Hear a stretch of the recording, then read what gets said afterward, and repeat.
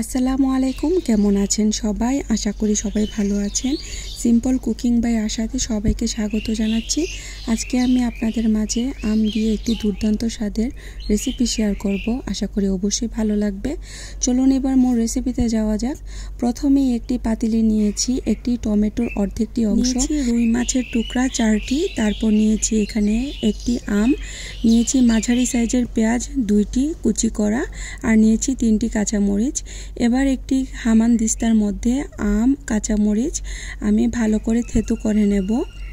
একদম মিহি করে থেতু করব না, যাতে আধ ভাঙা থাকে, ঠিক সেভাবে আমি থেতু করে নিচ্ছি। ভিডিওর এই পর্যন্ত এসে যারা একটি লাইক দিতে ভুলে গিয়েছেন, অনুরোধ রইল একটি লাইক দিয়ে সম্পূর্ণ ভিডিওটি কন্টিনিউ করার জন্য। আমগুলো আর কাঁচামরিচ ঠিক আধ ভাঙা করে আমি থেতু করে নিচ্ছি। প্লিজ আপনারা দেখে বুঝে নেবেন ঠিক কতটুকু থেতু করে নিয়েছি।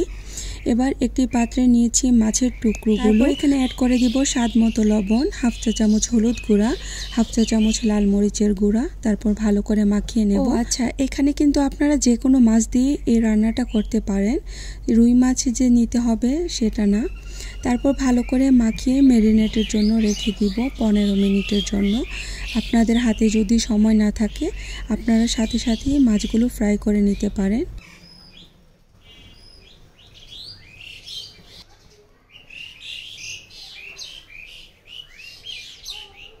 মাছগুলো ভাজার জন্য এবার চুলায় একটি প্যান বসিয়ে দিচ্ছি। তারপর এখানে 1/3 কাপ রান্নার তেল অ্যাড করে দিব।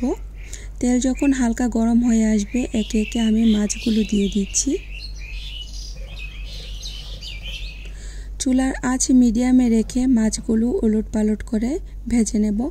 একদম শক্ত করে ভেজে নেব না, হালকা লাল কালার হয়ে আসলেই আমি মাছগুলো তুলে নেব।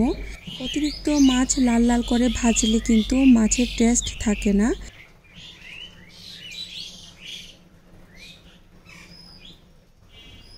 আমার এই সিম্পল রান্নাগুলো যদি আপনাদের ভালো লেগে থাকে প্লিজ লাইক শেয়ার কমেন্টস করবেন।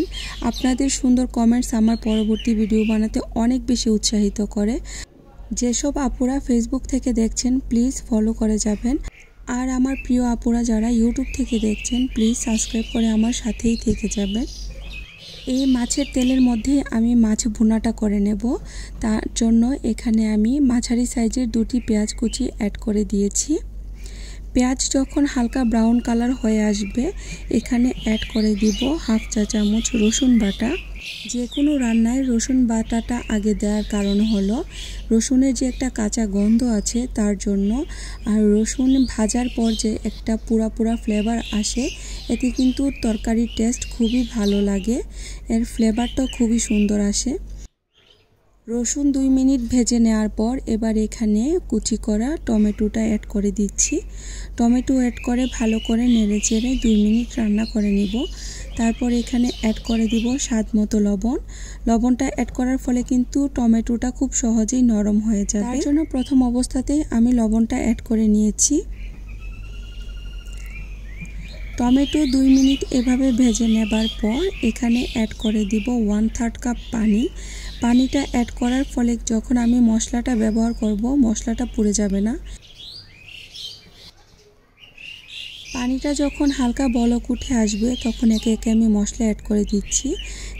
1 চা চামচ হলুদ গুঁড়া, 1 চা চামচ লাল মরিচের গুঁড়া, 1 চা চামচ ধনিয়ার গুঁড়া, 1 চা চামচ টালা জিরার গুঁড়া। তারপর ভালো করে মিশিয়ে নিচ্ছি। এভাবে মিশিয়ে নেওয়ার পর ঢাকনা দিয়ে ঢেকে রান্না করে নেব 5 মিনিট, যতক্ষণ পর্যন্ত না মশলাটা ভালোভাবে কষিয়ে আসছে ততক্ষণ পর্যন্ত।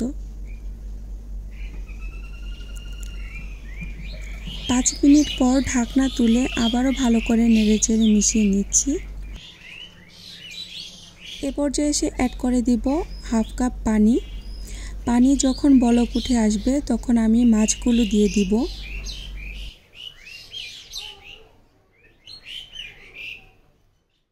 ঝোলের মধ্যে মাছগুলো দেওয়ার পর এবার থেতু করা কাঁচা আম আর কাঁচামরিচ আমি এখানে দিয়ে দিচ্ছি। এভাবে আপনারা মাছের ভুনাটা তৈরি করে দেখতে পারেন, খুবই সুস্বাদু হয়। আম আমার কাঁচামরিচ সুন্দর করে ছড়িয়ে দেওয়ার পর আমি ভালো করে মিশিয়ে নিচ্ছি। তারপর ঢাকনা দিয়ে ঢেকে রান্না করে নিব 5 মিনিট। 5 মিনিট পর ঢাকনা তুলে গরম গরম ভাতের সাথে পরিবেশন করুন মজাদার টক ঝাল রুই মাছের ভুনা। আশা করি আপনাদের ভালো লেগেছে। বাসায় এভাবে একবার হলেও ট্রাই করে দেখবেন। আজকে এই পর্যন্ত। পরবর্তী নতুন আর একটু রেসিপির সাথে দেখা হবে ইনশাআল্লাহ। সবাই অনেক বেশি ভালো থাকবেন। আল্লাহ হাফেজ।